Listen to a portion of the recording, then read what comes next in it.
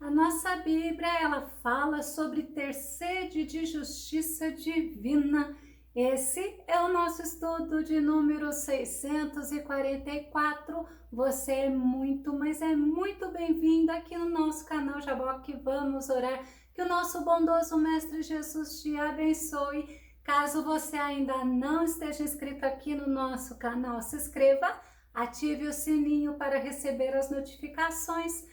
Faça seus comentários, dá o seu like e compartilhe os nossos vídeos e nós veremos sobre a sede de justiça logo após a nossa vinheta.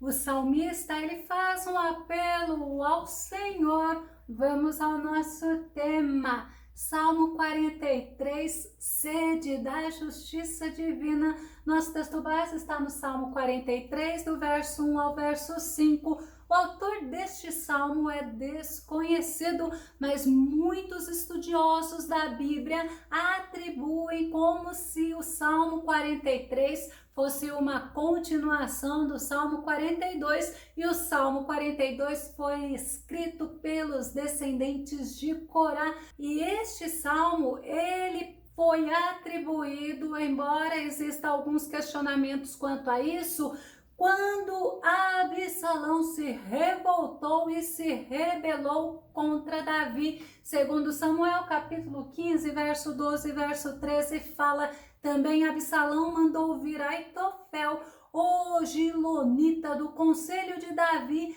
a sua cidade de Giló, estando ele oferecendo seus sacrifícios, e a conjuração se fortificava, e vinha o povo, ia crescendo com Absalão. Então veio um mensageiro a Davi, dizendo: o coração de cada um em Israel segue a Absalão.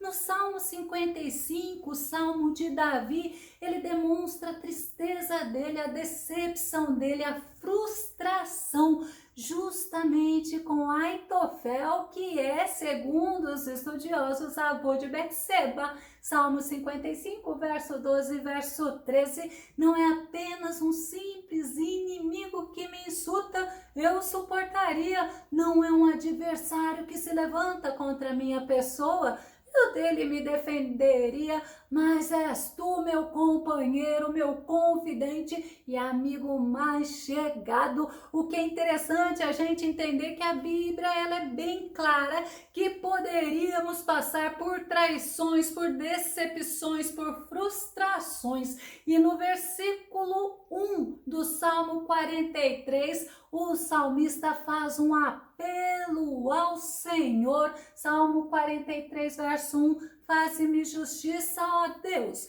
e pleiteia a minha causa contra a nação ímpia. Livra-me do homem fraudulento e injusto. É interessante que quando fala nação ímpia, está se referindo àquele povo que se ajuntou com Absalão. Aquela nação seria a própria nação de Israel, porque abandonaram o rei Davi, o rei ungido por Deus, e se aliaram à rebelião de Absalão. Mas Davi, ele era pai de Absalão, ele não queria que Absalão morresse não. Segundo Samuel, capítulo 18, verso 5, que diz: e o rei deu ordem a Joabe e a Abisai e a Itai, dizendo brandamente: tratai por amor de mim ao jovem Absalão. E todo o povo ouviu quando o rei deu ordem a todos os capitães acerca de Absalão. Mas a gente vê que Joabe, ele não se importou com a ordem do rei não, e na hora certa Joabe matou Absalão. Davi, ele sabia que Deus é Deus de justiça. Nós vemos no exemplo quando Davi falou com o rei Saul, 1 Samuel capítulo 24, verso 15, que Yahvé seja o juiz supremo e julgue entre mim e ti, que examine e defenda a minha causa e me faça justiça, livrando-me da tua mão. É lindo a gente saber o Deus a quem nós servimos. E Davi, ele sabia que o Deus que ele servia era o Deus vivo, é o Deus poderoso e detalhe, é o Deus de justiça. Salmo 26, verso 1, Davi fala: ó Senhor, sê meu juiz, pois com integridade tenho caminhado pela vida afora e não vacilei em minha confiança no Senhor. Davi, ele sabia as atitudes que ele tinha. Davi, ele sabia que ele estava andando com integridade e que ele tinha uma confiança no Senhor inabalável. Ainda no Salmo 35, verso 1, Davi fala: advoga a minha causa, ó Senhor, contra os que me acusam, combate contra os que me perseguem. Quando nós vemos Davi orando assim ao Senhor, nós entendemos que é o mesmo Deus a quem nós servimos, o Deus de justiça, o Deus que olha por cada um de nós, o Deus que é juiz, mas ele é justo juiz. E no versículo 2, o salmista fez uma pergunta, ele fez uma indagação ao Senhor. Ele fala que ele estava se sentindo rejeitado por Deus. Vamos conferir. Salmo 43, verso 2, que diz: pois tu, ó Deus, és minha fortaleza, porque me rejeitaste? Porque devo sair vagueando e planteando, oprimido pelo inimigo? Olha a pergunta, a indagação do salmista ao Senhor. Ainda no Salmo 42, verso 9, o salmista fala: direi a Deus, minha rocha. Eu acho lindo, o nosso Deus é rocha, é refúgio, é fortaleza. E o salmista fala assim: por que te esqueceste de mim? Porque ando lamentando por causa da opressão do inimigo. Olha que interessante como esse versículo 9 do Salmo 42 é semelhante ao versículo 2 do Salmo 43. E o salmista, ele começa reconhecendo que Deus era a sua força, que Deus era o seu refúgio, seu lugar seguro. Salmo 18, verso 2, nós vemos Davi falando isso: o Senhor é o meu rochedo e o meu lugar forte e o meu libertador. Olha que lindo, o meu Deus, a minha fortaleza em quem confio, o meu escudo, a força da minha salvação e o meu alto refúgio. Asaf, certa vez ele indaga ao Senhor se ele não seria mais favorável a Israel. Salmo 77, verso 7, olha como Asaf fala: acaso o Senhor nos rejeitará para sempre e já não voltará a ser-nos favorável? A pergunta de Asaf é muito interessante, porque nós sabemos que o nosso Deus, ele está conosco todos os dias. Assim como Davi, ele se sentiu também rejeitado, ele se sentiu desamparado pelo Senhor. E nós vamos entender Salmo 22, verso 1, que diz: Deus meu, por que me desamparaste? Por que te alongas do meu auxílio e das palavras do meu bramido? Quem fala esse versículo desse jeito? Nós até entendemos esse Salmo 22 como um salmo messiânico, porque o nosso Jesus fala dessa maneira. Mateus 27, verso 46. E por volta das 3 horas da tarde, Jesus clamou com voz forte: Eloi, Eloi, lama sabachthani, que significa: meu Deus, por que me abandonaste? O Senhor, ele não abandona os seus servos, mas imagina na hora da angústia o sentimento do salmista, o sentimento de Davi. por ter se sentido rejeitado, desamparado. Mas olha o que o salmista fala no Salmo 94:14, afirmando, olha que tremendo: o Senhor jamais desamparará seu povo, nunca abandonará sua herança. Agora, quando nós lembramos da fala de Jesus lá na cruz, imagina o Pai amoroso, Deus Todo-Poderoso, olhando para o seu Filho Jesus, carregando os nossos pecados. Deus, ele não suportou. Deus, ele não ficou olhando, e aí Jesus fala: por que me desamparaste? O sentimento muito forte e o sofrimento foi muito intenso. Voltando, Davi, antes da morte dele, ele aconselhou o rei Salomão e ele falou para Salomão não desprezar ao Senhor, porque quem despreza o Senhor rejeita. 1 Crônicas, capítulo 28, verso 9. E tu, meu amado filho Salomão, reconhece o Deus de teu pai e serve-o de coração íntegro e com toda a disposição da tua alma, porque Yahvé, o Senhor, examina profundamente todos os corações e conhece as mais íntimas intenções da mente. Se o buscares, tu sempre o encontrarás, mas se o desprezares, ele te rejeitará eternamente. Olha o conselho do rei Davi ao seu filho Salomão, é ele falando assim: olha, não deixe o Senhor teu Deus, porque se você desprezar a Deus,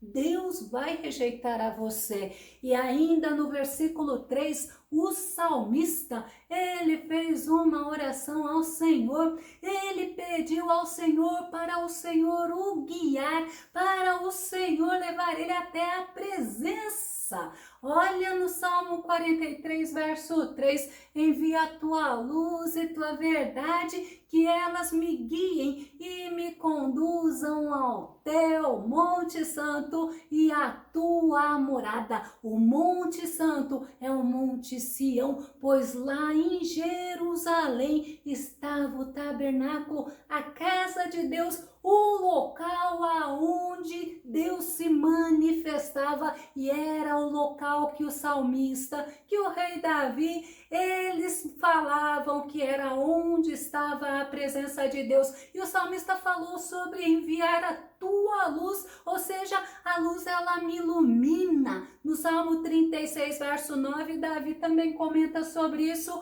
pois em ti está a fonte da vida, graças à tua luz somos iluminados. Olha que tremendo, nós andamos na luz porque nós estamos com o nosso Jesus. Por isso que qualquer coisa que nós façamos de errado, o Espírito Santo, ele nos mostra, ele mostra o que precisamos corrigir diante de Deus. Ainda no Salmo 27:1, o rei Davi fala: o Senhor é a minha luz e a minha salvação, a quem temerei? O Senhor garante a minha existência, o que eu haveria de recear? Aí a gente vê que lindo que é Davi falando que o Senhor é a luz dele, e quem anda com o Senhor não anda em trevas, anda na presença do Senhor, e é o Senhor que é a nossa luz. Ainda o salmista, ele fala: envia a tua luz e a tua verdade, ou a tua fidelidade. Vamos ver o salmista Davi falando no Salmo 25, verso 5: orienta-me a seguir a tua verdade e ensina-me a mantê-la, pois tu és o Deus da minha salvação. É Deus poderoso, é o Deus que está conosco, é o Deus que nos guarda, mas é o Deus, através do Filho amado dele, Jesus Cristo, que nós somos salvos. E ainda o salmista no versículo, ele falou assim: me guie a tua morada. Olha o que Isaías fala em capítulo 2, verso 3: muitos povos virão exclamando: vinde, subamos ao monte de Yahvé, a casa do Deus de Jacó, para que ele nos instrua a respeito dos seus caminhos e assim andemos nas suas veredas. Com efeito, de Sião sairá a lei e de Jerusalém virá a palavra de Yahvé. É lá no Monte Sião que ficava o tabernáculo. E a gente percebe que Davi, ele também queria andar em fidelidade para com o nosso Senhor, e ele buscava o Senhor, pedia para Deus o orientar. Salmo 86, verso 11, revela-me, Senhor, teu caminho, para que eu siga em fidelidade para contigo. Orienta meu coração para que eu tema o teu nome. Como é bom estarmos atentos, estarmos ouvindo, estarmos querendo ser guiados, ser orientados pelo nosso Senhor. A Bíblia mostra que Moisés, ele também pediu para o Senhor mostrar para ele o caminho. Êxodo capítulo 33, verso 13. Agora, portanto, se me vês com agrado, mostra-me o teu caminho, a fim de que eu te conheça ainda mais e continue sendo agraciado com tua misericórdia. Lembra-te de que esta nação é o teu povo. Olha a oração de Moisés. Ele queria que o Senhor dirigisse, que o Senhor conduzisse, que o Senhor orientasse, para que ele também, o povo de Israel, pudesse andar agradando ao Senhor. Mas enquanto vivemos momentos difíceis, momentos de tristeza, nós precisamos aprender com o salmista o que ele fez nesses momentos de adversidades. Salmo 42, verso 6, que diz: ó meu Deus, esmorecida está a minha alma, por isso eu em ti fixo o meu pensamento, desde a terra do Jordão, das alturas do Hermon, desde o monte Mizar. Nós precisamos estar com os nossos pensamentos fixados no Senhor. Nós precisamos estar com os nossos olhos atentos ao Senhor. No versículo 4, o salmista, ele mostra que a alegria dele é estar na presença do Senhor. Ele mostra que a verdadeira felicidade é o Senhor. Salmo 43, verso 4. Então chegarei ao altar de Deus, ao Deus da minha alegria jubilosa. Eu vou louvar-te com a cítara, ó Deus, meu Deus. Olha que tremendo, como é bom nós andarmos na presença do Senhor, porque nós na presença do Senhor encontramos paz, encontramos descanso, mas encontramos alegria. O salmista, ele fala que o altar que estava lá no Monte Sião, lá no tabernáculo, era justamente lá onde eles buscavam a presença de Deus. E Davi, ele mostra que é na presença do Senhor que encontramos a alegria. Salmo 16, verso 11. Tu me fizeste conhecer o caminho da vida, a plena felicidade da tua presença e o eterno prazer de estar na tua destra. É bom demais estarmos na presença do Senhor, estarmos servindo ao Senhor, estarmos sendo orientados pelo Senhor. No Salmo 21, verso 6, Davi, ele fala assim: tu constituis como grande bênção perene e o enches de alegria com a tua presença. A presença do Senhor em nós é através do Espírito Santo, pois quando nós aceitamos ao Senhor Jesus, o Espírito Santo, ele vem habitar dentro de cada um de nós. Davi, ele precisava se alegrar novamente, e era na adoração que ele se alegrava. Salmo 71, verso 23, porque enquanto ele estava adorando ao Senhor, ele estava na presença do Senhor, e na presença do Senhor a alegria. Vamos ler então Salmo 71, 23. Ao cantar em teus louvores, exultarão de alegria meus lábios e minha alma que resgatastes. Oh, aleluias! Quando nós adoramos o Senhor, nós somos beneficiados, porque aí a presença do Senhor nos alegra. Na adoração, nós servimos ao Senhor, nós alegramos o Senhor, e a alegria do Senhor, a Bíblia fala que é a nossa força. Além de nos alegrarmos, nós ainda somos fortalecidos. Esse Salmo 71, ele é atribuído a Davi, e era justamente no tempo da rebelião de Absalão.